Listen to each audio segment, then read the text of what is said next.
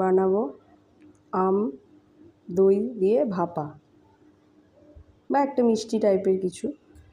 তার জন্য লাগবে চিনি, আম কেটে নিয়েছি, লাগবে টক দই, আর লাগবে একটা 5 টাকার গুঁড়ো দুধ। এবার এইগুলো সব ভালো করে মিক্সিতে পেস্ট করে নেবো। আগে করব আম দিয়ে চিনি দিয়ে, তারপরে মিক্সিতে এই দুধ দিয়ে আর দই দিয়ে একবারে ভালো করে মিক্সি করে নেব। দুটো বাটিতে একটু ঘি ব্রাশ করে নিয়েছি, নিয়ে ওই আম, চিনি, টক দই আর দুধের মিশ্রণটা দিয়ে দিয়েছি।